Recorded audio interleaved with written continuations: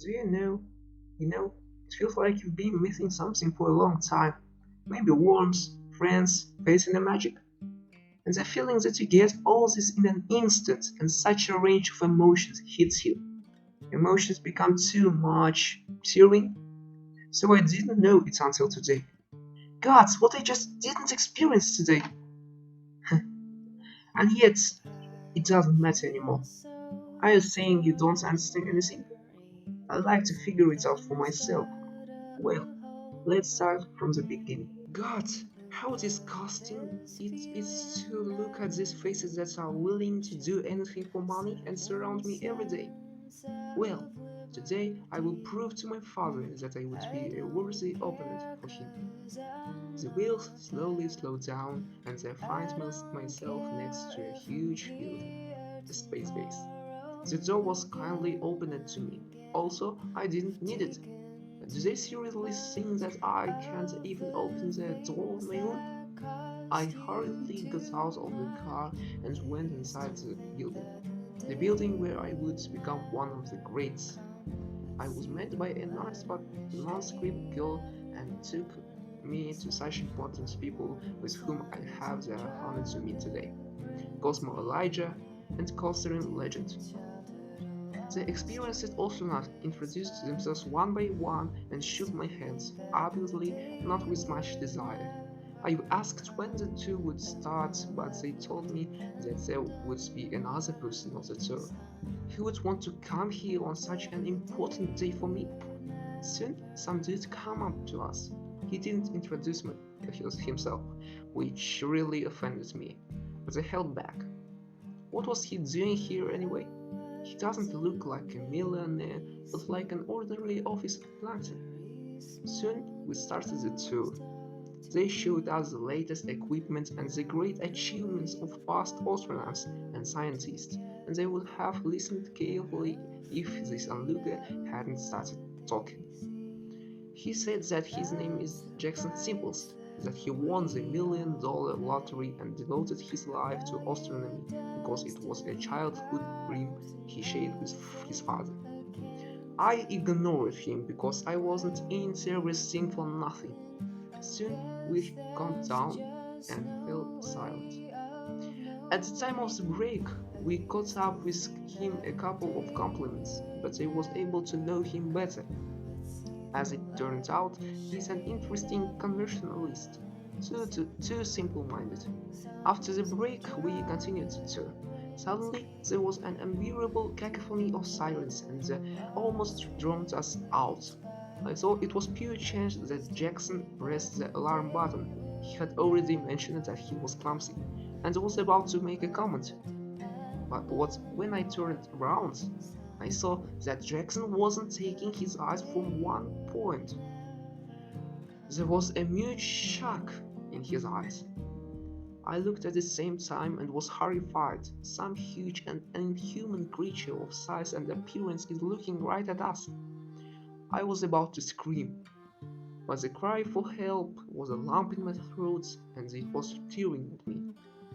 The astronaut guides ran up to us and quickly put on our protective suits with a supply of oxygen. Later, when I woke up from my fright, I quietly asked what it was. These were some foreign creatures that the base had been monitoring for a long time. There was a leak and they were able to get out. Later, there were more and more of them. They paid off the building. Realizing that we were now trapped, we rushed to run for a free exit. The air in our spacesuits became less and less.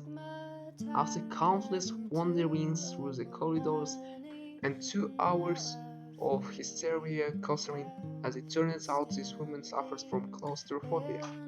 Cosmo seems to have thought of something. He wanted to take us to an open repository of exhibits of powerful spaceships and ask us to fly away on one of them. We agreed, of course. Just as we were about to move forward, the concrete wall in the front of us collapsed. They could. These creatures were able to bring down the building. It's looking right at me again. Only now, There are a lot of them. This slimy creature was slowly moving towards us. Suddenly, Jackson ran straight out to meet the creature. I didn't hesitate to go to him and wanted to help, but the creature began to devour his leg. The oxygen device was damaged. As I learned words, I remember his last words. Please run, run away from this thing while you can. My dream has come true and I have nothing to lose. You still have your whole life ahead of you. Life without a goal has no meaning. And my goal has come true. Take Envil and the Kosari and go. Say hi to my father. Make him proud of me. Thank you. Goodbye. The creature grazed my sweets and the broken glass beat into my face. But it hurts only in my heart, and only because of the sacrifice of Jackson for us. Sphere had dealt with Jackson and was coming after us now. I knew that. When Jackson lost his life, his glass eyes stared straight at me. I grabbed Cosmo and Skolcerin by their vests, and we ran as fast as we could. We ran through the wreckage of the newly thriving base and wept. We knew we were hopeless. An overabundance of surging emotions, a stream of tears slowly flowing down and grazing my wounded face. A sense of hopelessness became one prickly lump in my heart. When we arrived on the spaceship, we tried to come down. There were too many aliens. Cosmo sat down at the control panel and started the ship. The cycle was started, and we flew. It felt like I had already cried all my tears. It felt like I had already cried all my tears. Yeah, I refused anything. They didn't want my money, they wanted my praise. Jackson wasn't a simple kid, he was very kind.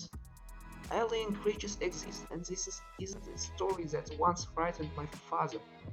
My father didn't want my competition, he wanted my uh, understanding and my support. I will probably write books, I don't know. I'll give all my money to a new base. Yes, sure. I think you understand how I have changed, what I have become. I don't feel anything right now. It's a sense of satisfaction, the one I was talking about. And now I'm flying with my new friends to meet a new life, a new breath. Even a breath of air feels easier now. How different I seem now. You liked our movie, didn't you?